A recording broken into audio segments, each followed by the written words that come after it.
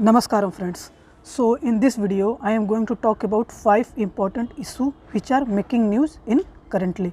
So these issues are related with different area of life, or you can say in different subjects like polity, economy, science and technology, environment and ecology, security, defense, disaster management, governance, constitution, social justice, society, international relation, ethics, integrity, aptitude, geography, as well art and culture. That means there are many generally core 24 to 25 topics I am going to talk about into it, and today's topic we are going to talk about is first one is delimitation in India. We are going to talk about very briefly what delimitation in India is, some about its origin and what is currently happening regarding this delimitation commission.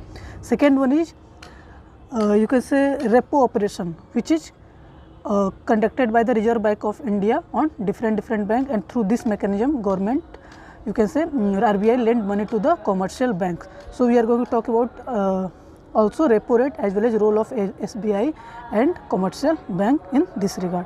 Third one is glaciers. We are going to talk about glacier, its role in providing food as well as water security to the large number of population. Fourth one is I am going to talk about Five Eyes Alliance. What Five Alliance is, which countries are participated in this alliance, and what is the purpose of making this alliance. And last one, fifth one is public account of India.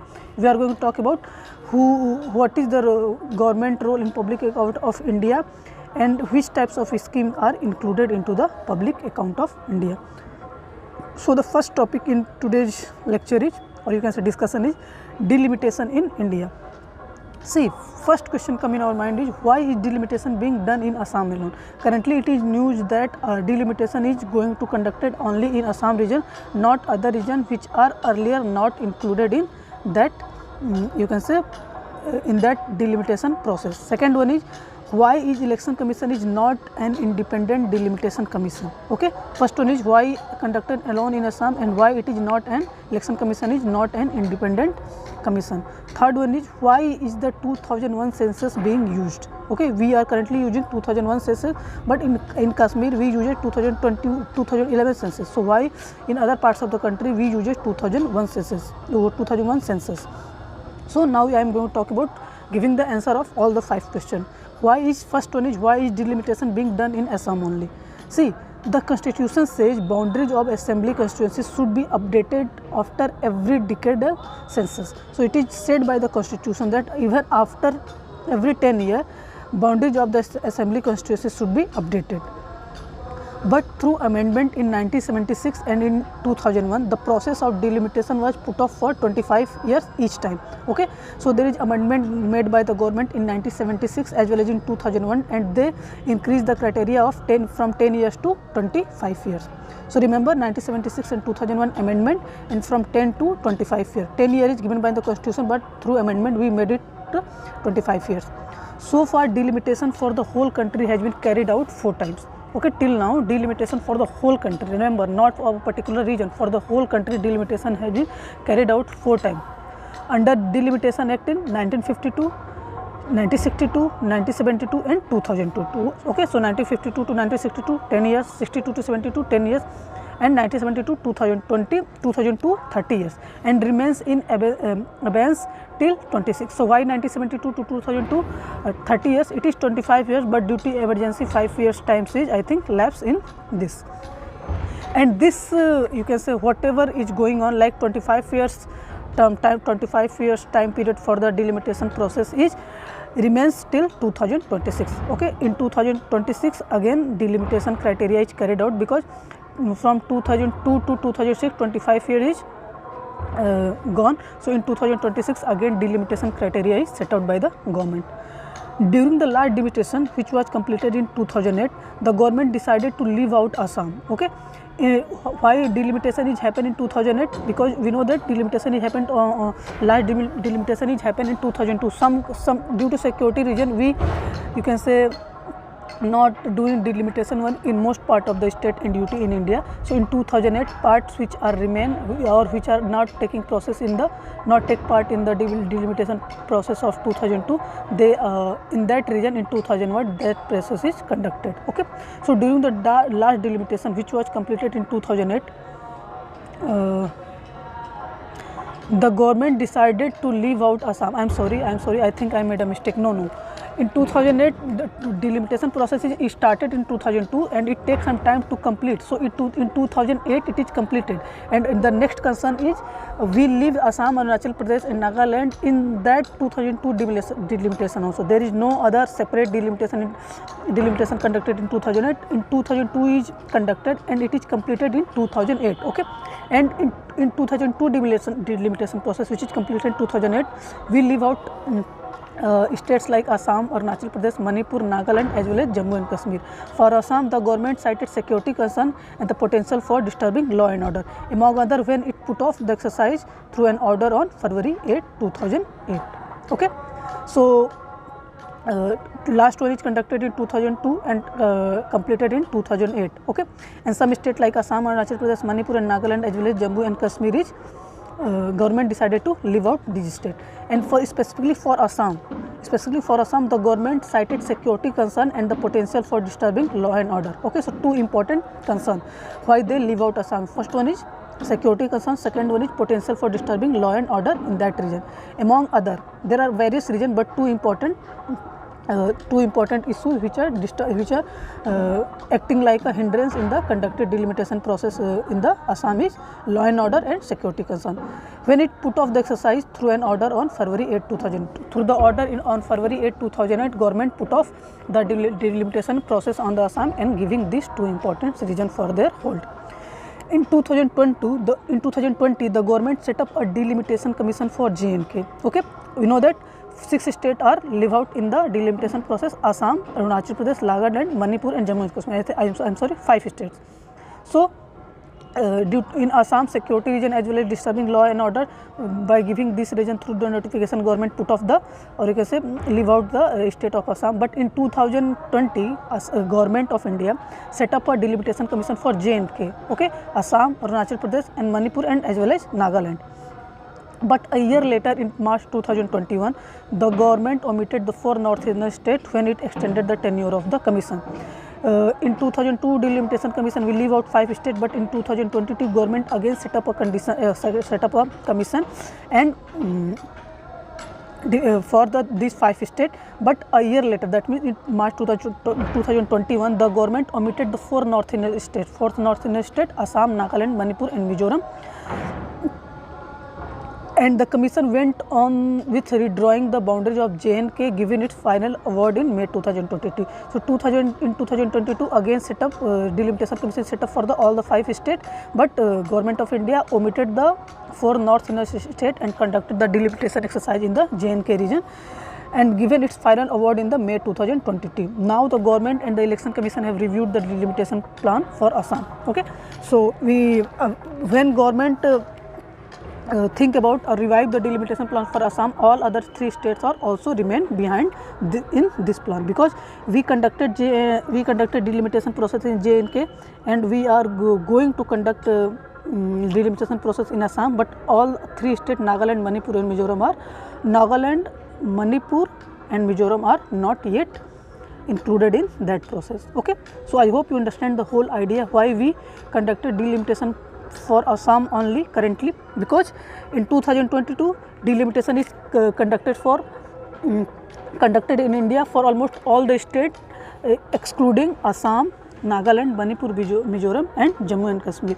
But in 2008 government in 2020 government set up a delimitation commission for all these 5 states, but again 1 year later government you can say leave out or omitted the 4 northeastern states and it extended the tenure of the commission, and the commission went on redrawing the boundaries of the J&K.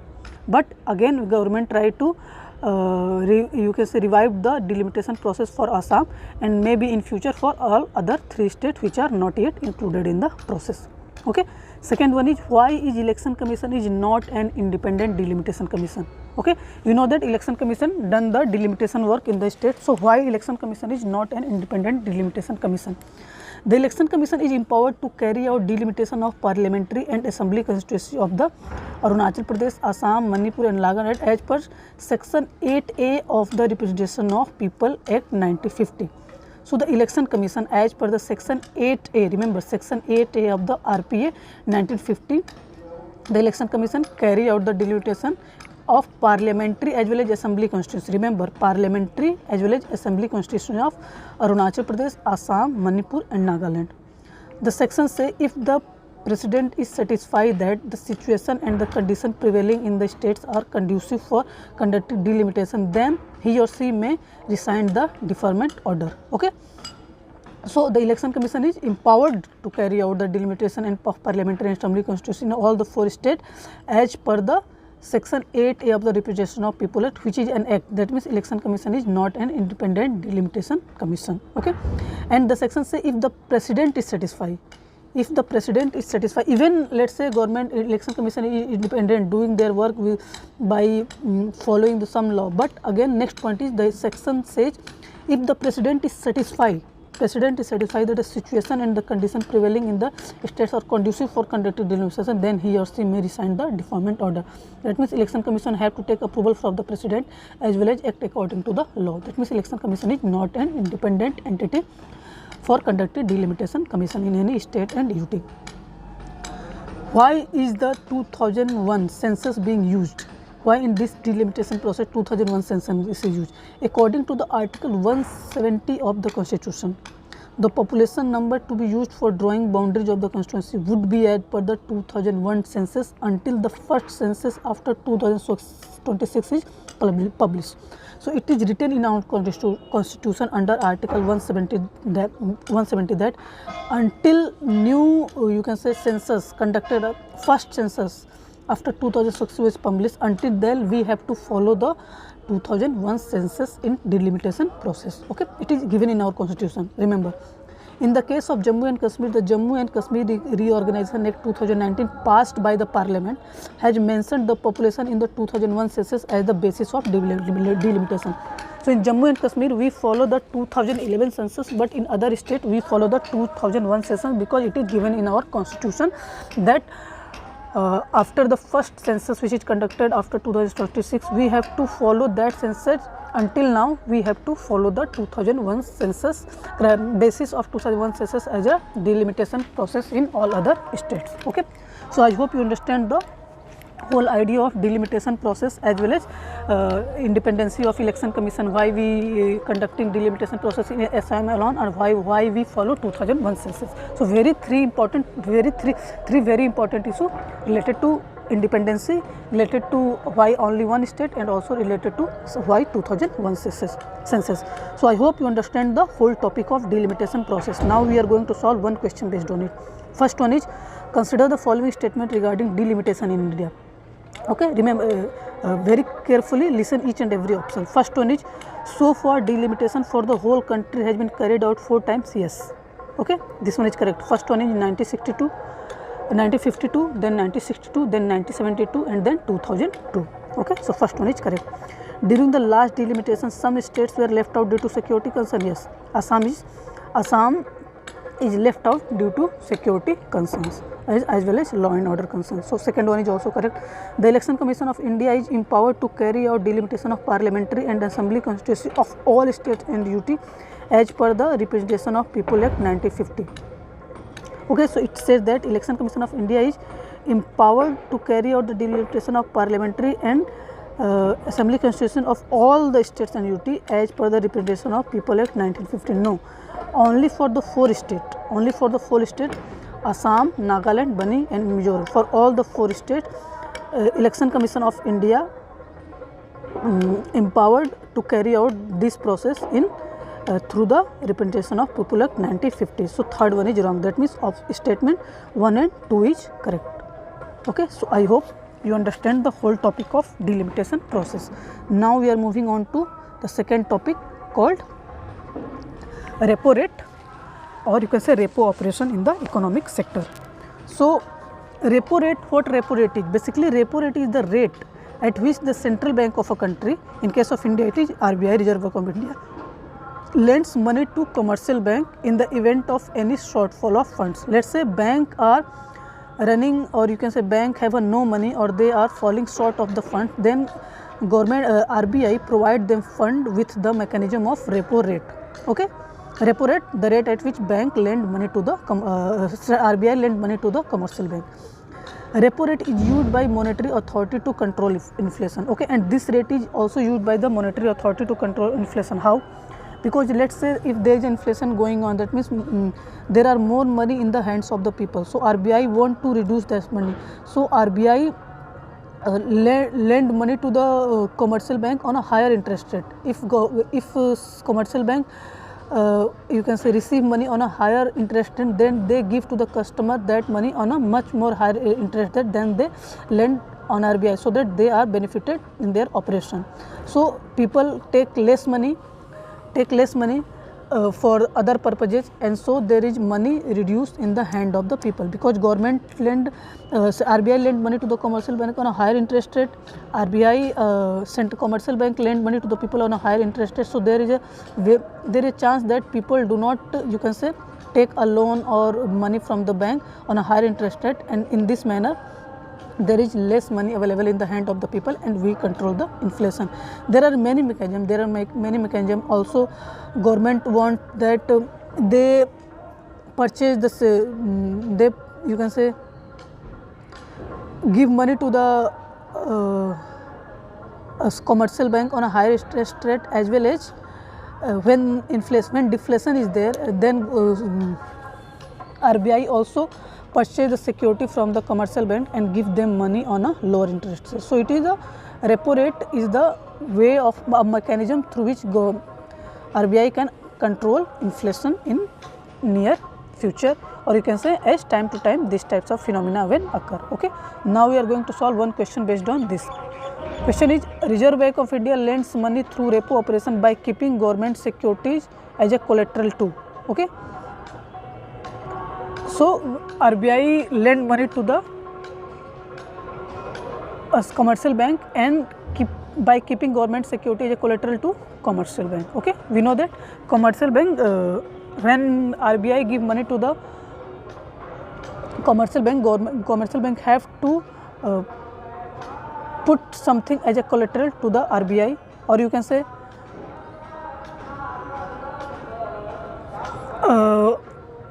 RBI give security to the bank as a collateral and take money from the commercial bank when they want to control the inflation into it. So the answer is commercial bank. Option is commercial bank, non-banking financial company, and third one is payment bank. And so answer is commercial bank. So Reserve Bank of India lend money through repo operation by keeping government security as a collateral to the commercial banks. Okay, so I hope you understand the whole idea of repo rate, Reserve Bank of India, as well as collateral and commercial banks. Third topic of today's discussion is glaciers. See, glaciers are the largest source of fresh water outside of the polar region. Outside of the polar region, in polar region like North Pole and South Pole, there are a large number of glaciers and provide water security to that region. But outside the polar, glaciers are the largest source of fresh water. Glaciers and snow melt in the Himalayan ecosystem are the source of water for several rivers across the subcontinent. Okay, so glacier and snow melt in the Himalayan ecosystem. In the Himalayan ecosystem, we know that there are many glaciers and snow caps region are present. So these act as a water source for the large number of population. So glacier and snow melt in the Himalayan ecosystem are the source of water for several rivers across the subcontinent and are responsible for maintaining the perennial supply of water in the river system like the Indus, Ganga, Brahmaputra to over a billion people. So we know that largest Ganga, Brahmaputra and Indus are the largest river of the Indian subcontinent, and this water in this river is provided by the glacier as well as snow melt in the Himalayan ecosystem. Some models predict that an increase in global temperature by 2 degrees Celsius from 80-50 by 2070 would result in 45% of the medium and large glacier disappearing completely. Okay, so some model predict that from the level of 90-84, whatever the temperature is 94 or 84, from that level, if temperature is rises by 2 degree till 2 degree, you can say by 2070, this phenomena would result in 45% of the medium and large glaciers. What is the criteria for medium and large glaciers? It acquire like area like 10 square kilometer or more is called a medium or large glacier. So if temperature on the base, you can say if we take 80-50 as a base, so from this level if temperature rises by 2 degree by 2070, then 45% of the small and medium glaciers are facing threat and it disappear completely. Not only facing threat, they disappearing completely. And remember, if 45% of the medium and large glaciers are disappearing, then it created a very much chaos in the region in terms of water security. Nearly 70% small glaciers are likely to melt away. Due to this phenomenon, nearly 70% small glaciers are likely to melt away. Shrinking glaciers have led to the formation of a large number of glacial lakes. When glaciers are melt, they form the glacial lake all across the Himalaya. Many of these high altitude lakes are potentially dangerous. Okay, when ice is melt, they create glacier lakes, and it is said that glacier lakes are very dangerous because of their potential to cause flash flood in the event of a breach. Okay, so there are very dangerous concern regarding the rising in temperature. So we have to control the temperature. So very important and very important study. Remember, by the level of 80-40, if we increase the temperature by 2 degree by 2070, then 45% of the small and medium glacier are disappearing completely, and nearly 70% of the small glaciers are melted away and created a glacier lake. And these glacier lake are very dangerous because they causes because of this glacier, these high altitude lakes become a cause of concern due to the flash flood in the event of its breach. Okay, the glacial lake outburst flood, GLOF, we call it as a GLOF. The glacial lake outburst flood is a type of outburst flood caused by the failure of a dam containing a glacier lake. If a dam containing a glacier lake, if there is any mismatch or you can say mishappening happen, then glacial lake outburst flood happen, and it completely submerged the whole region and created a very loss of economy, life, as well as the security of food as well as water. Okay, so glacial lake outburst flood is a type of outburst flood caused by the failure of a dam containing a glacier lake. Okay, so I hope you understand the whole idea about glacier, its importance, and how we have to solve the problem of climate change by reducing the temperature by using different means. Okay, now we are going to solve one question based on glaciers. Consider the following statement. First one is, glaciers are the largest source of fresh water in the Himalayan ecosystem. Yes. A glacial lake outburst flood is caused by the failure of the dam containing a glacial lake. Yes. There is a considerable sinking of glacial lake across the Himalaya in recent decade. No, not in the recent decade.